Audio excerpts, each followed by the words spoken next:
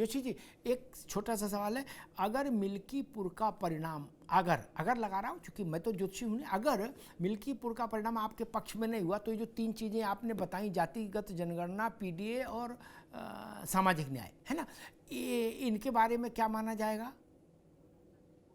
देखिए ये जो लड़ाई है ना हमारी, ये अनंत लड़ाई है। ये ऐसे विचारधारा से लड़ाई है जो जाति जनगणना को नहीं मानते, सामाजिक न्याय को नहीं मानते, पीडीए को नहीं मानते। उनकी नफरत है पीडीए के प्रति। ये पूरा देश जानता है, प्रदेश जानता है। जोशी जी, हम लोग अपनी लड़ाई को अनावरत रखेंगे, उसके चुनाव रिजल्ट से कोई फर्क नहीं पड़ता। ठीक है जोशी जी, मैं एक विजय जी के पास चलूँ उससे पहले एक सरल भाषा में एक बात कहता हूँ ताकि मेरे दर्शक भी समझ पाए। मेरी कोशिश होती है कि बहस केवल बौद्धिक न रहे, दर्शक भी समझे, सेमिनार नहीं हो, सामान्य जन की बात। मान लीजिए मैं कह रहा हूं कि मैं फलाने वर्ग की लड़ाई लड़ रहा हूं, क्या, और चुनाव लड़ रहा हूं, तो मुझे फलाने वर्ग का वोट मिलता दिखना चाहिए, अगर उस वर्ग को भरोसा है मेरे में कि मैं लड़ाई असली में लड़ रहा हूं, क्या। वैसे ही पार्टियों का मसला है। हमने कहा हम पिछड़ों की लड़ाई लड़ रहे हैं, मान लो किसी ने भी कहा, क्या, ये चंद्रशेखर ने कहा हम दलितों की लड़ाई लड़ रहे हैं और दलित का वोट नहीं मिला, तो फिर काय के नेता। वैसे ही मानी सपा ने कहा कि हम पीडीए की लड़ाई लड़ रहे हैं, तो पीडीए में तो सब आ गए, तो सर्वत्र जीत फिर होनी चाहिए। और जोशी जी, जो आप 2 जगह जीते, आपने कहा वो यूपी का हिस्सा, हाँ यूपी का हिस्सा है, लेकिन उन दोनों जगहों पर जिसमें करहल जैसा सीट भी शामिल है, जो आपके मतलब घर का आंगन है, करहल जो सफेद गांव में घर है उसका आंगन समझ लीजिए आप, एक्सटेंडेड आंगन करहल, ये वही करहल है जहां नेताजी पहली बार सफाई से निकलकर जैन इंटर कॉलेज में गए थे पढ़ाने, पढ़े भी और पढ़ाए भी। वहां भी आपका वोट परसेंटेज घटा था, ये अलार्मिंग है। जीतना अलार्म बड़ी घटना नहीं है जोशी जी, वोट घट जाना अलार्मिंग है, वो आपका गढ़ था। खैर विजय जी, मसला वही भाजपा के खिलाफ जो संविधान, भाजपा संविधान खत्म करने जा रही, संविधान खत्म करने, ये जो एक नैरेटिव लोकसभा में चला था, उस नैरेटिव को उत्तर प्रदेश में दोबारा इम्तिहान में बैठाला गया 9 विधानसभा उपचुनाव में, और उसमें रिजल्ट आया कि ये नैरेटिव फेल हो गया, ये धारणा, ये प्रचार फेल हो गया। अब मिल्कीपुर का चुनाव है, वो फिर से वो चलेगा कि नहीं चलेगा? नहीं चलेगा तो आपके पास नया नैरेटिव क्या है विजय जी? देखिए अमिताभ जी, मैं एक बात कहना चाहता हूँ, हमारी जो पार्टी है वो हर युवा के लिए रोजगार और शिक्षा और सबको जो अधिकार है वो सबका अधिकार मिलना चाहिए, जो फिलहाल बीजेपी नहीं कर पा रही है कहीं भी। हमारा मेन मुद्दा, जो पार्टी का मेन मुद्दा, सबके लिए रोजगार और शिक्षा बहुत जरूरत है, और संविधान में हम आस्था रखते हैं, संविधान ही ये सब चीजें देता है। और बात रही मिल्कीपुर चुनाव की, मिल्कीपुर चुनाव में जो अभी हमारे सूरज चौधरी हैं, जिनको आजाद समाज पार्टी का प्रत्याशी बनाया गया है, वो आप देखना आने वाली 5 तारीख को जब वोट पड़ेगा और उसके बाद जब वोट खुलेगा वो जीत करके आएंगे।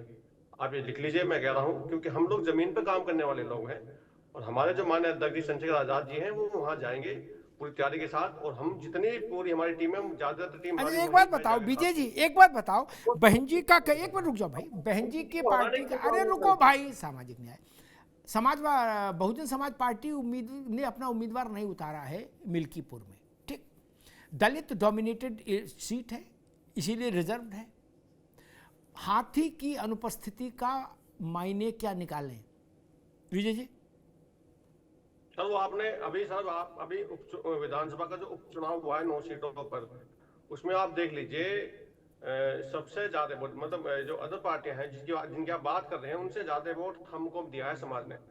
तो जो दलित समाज है वो हमारी तरफ चंद्रशेखर जी के काम को देख करके उनकी तरफ आकर्षित हो रहा है, उनकी तरफ मूव हो रहा है, और यही मिल्कीपुर सीट पे भी होगा, आप देख लीजिए। अच्छा, आपका ये कह रहे हैं कि चंद्रशेखर मायावती से बड़े नेता हो गए? और मुस्लिम वोट, विजय बाबू एक मिनट, आप क्या ये कह रहे हैं कि चंद्रशेखर मायावती से बड़े नेता हो गए? हाँ, नहीं सर, मैंने ये नहीं कहा। बहन मायावती हमारी सामान्य नेता है, वो बड़ी है और बड़ी रहेंगी सदा। हम अच्छा। उनसे बड़े कभी नहीं बन सकते सर। मगर जो काम कर रहा है जमीनी स्तर पे, उसको समाज देख रहा है और उसको वोट वो देगा सर। अभी आपने ऐसा कुछ कहा तो मुझे इंप्रेशन लगा, आपने कहा नहीं बसपा से ज्यादा वोट तो हमारे माननीय अध्यक्ष जी को मिले, तो मुझे लगा ऐसा तो नहीं कि कहीं आपने घोषणा कर दी हो कि नहीं अब मायावती ने अब चंद्रशेखर हैं। हाँ, घोषणा करने में क्या,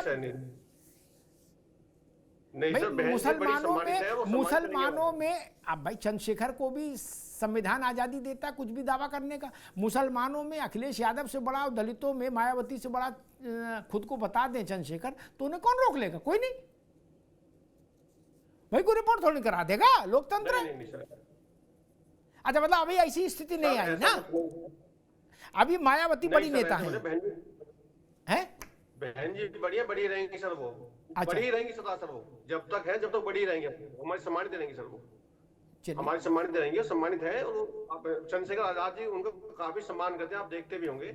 जितना सम्मान वो आज देश में किसी नेता को देते तो बहन जी को देते हैं, और वो बहन जी ही इस समय इस पद के लायक है। मगर बात रही, क्योंकि आज समाज ये भी देखता है कि समाज जो परिवर्तन करना चाह रहा है। ठीक है, मैं समझ गया। विजय भाई आप एक मिनट रुकना होगा, मैं ऋषा के पास चलूं। विजय बाबू एक मिनट रुको, मैं ऋषा जी के पास चलूं। उससे पहले एक बात कह देता हूं कि मैं विजय जी की बात से, यानी आज़ाद समाज पार्टी की बात से ये समझा प्रेम जी कि वो ये कहना चाह रहे हैं कि भाई जब तक बहन जी है, बहन जी सर्वमान्य, उसके बाद हम हैं। लेकिन मैं उनके लिए एक बात रख के फिर ऋचा जी के पास जा रहा हूं। भैया ऐसी उम्मीद न पालो, बहन जी ने बता दिया कि मेरे बाद आकाश और ईशान चलाएंगे बसपा। कल अपने जन्मदिन पे बता दिया था, आज पार्टी की मीटिंग में बता दिया जोशी जी, एक दाएं पर ईशान और बाएं पे आकाश, बीच में बहन जी, बात खत्म हो गई। इसलिए अगर ऐसी कोई उम्मीद पाले हो भैया विजय जी, तो सपना टूटे उससे पहले सपना बदल लो। बहन जी ने तो बता दिया कि बसपा कैसे चलेगी, वो है जब तक वो, और वो नहीं उसके बाद आकाश और ईशान, ये दो नौजवान बसपा चलाएंगे मूवमेंट। डॉक्टर ऋचा सिंह, सबका साथ सबका विकास, सांगठनिक तौर पर प्रत्याशी चुना जाता है, मोहल्ला से नाम जाता है, फिर राष्ट्रीय स्तर तक जाता है, आदि आदि सब बातें एक तरफ, क्या? लेकिन सच्चाई ये है कि सबने पास ही चुना नहीं, इस सच्चाई से तो इनकार नहीं कर सकते। क्या मिल्कीपुर फैजाबाद में जो आपकी हार हुई, मिल्कीपुर को बदलापुर के तौर पर देखा जाए? नहीं आदरणीय अमिताभ सर, हम अपनी हर हार से सीखते हैं, उसका मंथन करते हैं, ईवीएम के ऊपर ठीकरा नहीं फोड़ते हैं, और यही हमारी अगली जीत को सुनिश्चित करता है। और यही मिल्कीपुर में भी होगा, क्योंकि मिल्कीपुर में हम बड़े अंतर से जीत दर्ज करने जा रहे हैं। लेकिन 2-3 सवालों के जवाब बहुत जरूरी है देने, क्योंकि समाजवादी पार्टी के प्रवक्ता पीडीए की और जातिगत जनगणना की बात कर रहे थे। तो इनको ये याद होना चाहिए कि जब जब ये सत्ता में आते हैं, तब कभी इनके मुंह से जातिगत जनगणना शब्द भी नहीं निकलता है। और पीडीए की बात तो बहुत दूर चली जाती है, सिर्फ और सिर्फ परिवार डेवलपमेंट अथॉरिटी हावी हो जाती है। भुवन भास्कर जोशी जी अभी मेरा नाम लेकर भी एक टिप्पणी करे थे, वैसे मैं पर्सनल सवालों में जाना नहीं चाहती हूँ, क्योंकि हमारा पार्टी का अनुशासनात्मक संगठन ये कहता है कि पर्सनल सवालों में नहीं जाना चाहिए। लेकिन भुवन भास्कर जोशी जी, आपको एक बात याद दिला देना चाहती हूँ कि आदरणीय लोहिया जी कहा करते थे कि महिलाओं की कोई जाति नहीं होती है, लेकिन समाजवादी पार्टी में चुन चुनकर हर महिला की जाति पूछी जाती है और उस जाति के आधार पर उसका असेसमेंट किया जाता है, जिसके चलते तमाम जो है महिलाओं ने और युवाओं ने आपकी पार्टी को छोड़ने का काम किया है। तो उसका जवाब मैं आपको दे दे रही हूँ, अब आराम से सुनिए। अब अभी आप संविधान की बात कर रहे थे, तो संविधान को तो जितना मौका पड़ने पर बार बार समाजवादी पार्टी ने पहुंचाया, उतना तो किसी ने नहीं पहुंचाया है। 2024 में आप लोकसभा चुनाव को जीतने के लिए बार बार कह रहे थे कि बाबा साहब भीमराव अंबेडकर जी ने संविधान में जो आरक्षण का प्रावधान किया है, आप उसको बदल देंगे और आप धर्म के आधार पर आरक्षण को लागू कर देंगे। आज जनता ये समझ चुकी है। जब जब समाजवादी पार्टी को मौका मिला, लोकसभा में प्रमोशन में आरक्षण के बिल के फर्रे फाड़कर किसने उड़ाने का काम किया, ये उत्तर प्रदेश की जनता और पूरे देश की जनता जानती है। समाजवादी पार्टी की सरकार में एक दिन में 2 लाख दलित कर्मचारियों को डिमोट करने का काम किया था। इसको दलित समाज अभी भूला नहीं है। ये वही अखिलेश यादव जी हैं जो बात तो करते हैं आज पीडीए की, लेकिन जब इनको मौका मिला तो इन्होंने दलित महापुरुषों के नाम पर जितने जिलों के नाम रखे थे उनको सबको एक दिन में बदलने का काम किया। और आप तो यही नहीं रुके, आपको केवल इस बात की भनक लग गई थी कि आपकी सरकार से समर्थन वापस लिया जा सकता है। आदरणीय बहन कुमारी मायावती जी के साथ गेस्ट हाउस में घुसकर आप लोगों ने उनका जिस कदर अपमान करने का कार्य किया है, आज पूरा पूरा देश वो काले अक्षरों में लिखा हुआ है जिसको आप कभी मिटा नहीं पाएंगे। तो कम से कम जब आप पीडीए की बात करते हैं तो आपको आईने को सामने रखना चाहिए, और संविधान बचाने की जब आप बात करते हैं तो आपने जब जब संविधान को ताक पर रखा है, आज संविधान अगर सुरक्षित है तो आदरणीय प्रधानमंत्री मोदी जी के नेतृत्व में सुरक्षित है और संविधान में सबकी भागीदारी सुनिश्चित होगी। आप लगातार यूसीसी का विरोध करते हैं, आप धर्म के आधार पर आरक्षण की बात करते हैं। आप वही लोग हैं जिन्होंने जामिया मिलिया इस्लामिया में और अलीगढ़ मुस्लिम विश्वविद्यालय में जब ओबीसी और एससी एसटी समाज का आरक्षण खत्म कर दिया तो आपके मुंह से एक भी आवाज नहीं निकली। उत्तर प्रदेश का नौजवान इसको भी ठीक है ऋचा जी, ठीक प्रोफेसर जोशी जी आप कुछ कहना चाह रहे थे जी। डॉक्टर ऋचा सिंह जी ने समाजवादी पार्टी में महिलाओं की स्थिति का बहुत लंबा चौड़ा भाषण दिया। मैं इनको याद दिलाना चाहता हूं। एक मिनट ऋचा जी, अब उनकी बात आ जाए, अब उनकी बात आ जाए, अब उनकी बात आ जाए, उनकी ऋचा जी अभी रुकिए, अभी रुको भाई ऋचा, अब उनकी बात आए, अभी रुक जाओ, अभी केवल जोशी जी की आवाज, ऋचा अभी रुकना होगा, केवल जोशी जी की आवाज। जोशी जी जी इनकी जरा इनसे कहिएगा मैं इस तरह की बहस नहीं करता। जी जी आप बोलो, आपकी आवाज जा रही है, आपकी आवाज जा रही है। मैं आपको बताना चाहता हूं पूरे देश के विश्व के सोशल मीडिया पर है, नेहा दत्ता दुआ भारतीय जनता पार्टी की प्रवक्ता, भारतीय जनता पार्टी की हरियाणा और दिल्ली की नेता, किस प्रकार की बातें इनके आला कमान के लिए, भारतीय जनता पार्टी के नेताओं के लिए बता रही है। भारतीय जनता पार्टी में महिलाएं कितनी सुरक्षित हैं, ये किसी, मैं नहीं बोल रहा, समाजवादी पार्टी नहीं बोल रही है, ये बोलने का काम कर रही है नेहा दत्ता दुआ, प्रवक्ता, पूर्व प्रवक्ता। कल जिन्होंने रिजाइन करा उन्होंने कहा कि महिलाओं की सबसे के लिए सबसे ज्यादा खतरनाक कोई पार्टी है तो भारतीय जनता पार्टी है। महिलाएं उसमें राजनीति नहीं कर जब मौका मिलता है आप परिवार को बढ़ावा देते हैं। एक मिनट अभी ऋचा, आप अभी रुकना होगा, अभी रुकना होगा, अभी जोशी जी की आवाज। मैं इस तरह की बहस नहीं करता। अभी केवल जोशी जी की आवाज।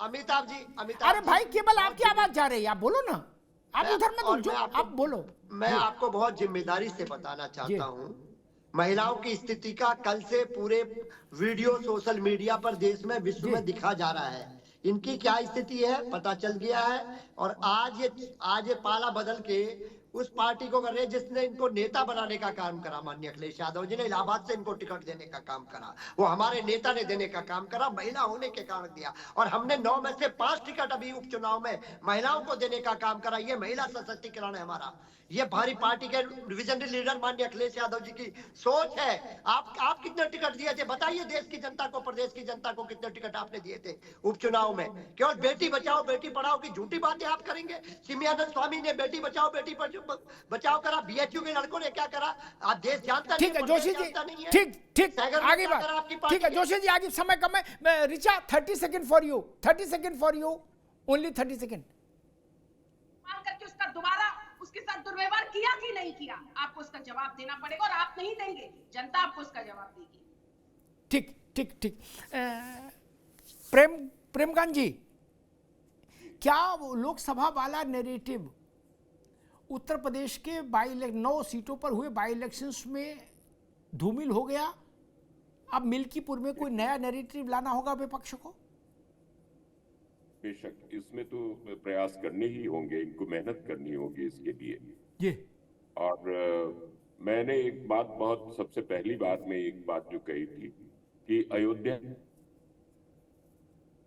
इस बात को पूरे विश्व भर से सुनना जो पड़ा, अब वो सिनेरियो वो हो गया, वो खुमार खत्म हो गया है। अब वो ये नहीं चाहेंगे, क्योंकि देखिए भारतीय जनता पार्टी की एक स्ट्रेटजी है, वो स्ट्रेटजी ये है कि जो भावनात्मक मुद्दे हैं उनको भी साथ में लेकर के चलती है, जो विकास के मुद्दे हैं उनको भी साथ में लेकर चलती है। तो कुल मिलाकर के ऐसे सिनेरियो में, और इस समय मैंने आपसे पहले ही कहा था कि महाकुंभ का जो दौर चल रहा है उसके रंग का असर तो पड़ना ही पड़ना है। तो ऐसी स्थिति में इस समय और जो ताजा जो सबसे ज्यादा असर है, जो छवि है कहना चाहिए, वो छवि है गए हुए अभी गुजरे हुए उपचुनाव की। तो उपचुनाव की जो बातें हैं वो ज्यादा भारी पड़ सकती ठीक है प्रेमकांत जी, एक लास्ट टिप्पणी विजय जी से ले लूं। विजय जी, वही सवाल, क्या जो लोकसभा चुनाव और उपचुनाव में जो आप लोगों का प्रचार था उसको बदलने की जरूरत आ गई मिल्कीपुर में, क्योंकि वो चला नहीं अब उपचुनाव में? न सर जो हमारे एजेंडे हमारे वही रहेंगे, मगर हम आम जनता के लिए, जो आम जनता जो ज्यादा परेशान है बीजेपी के कार्यकाल से, बीजेपी के कर्मों से, हम उनकी मांगों को लगातार उठाते रहेंगे और आजाद समाज पार्टी लगातार उठा रही है। संविधान एजेंडा हमारा वो रहेगा और मिल्कीपुर में हमारे जो पुराने एजेंडे हैं वही चलते रहेंगे।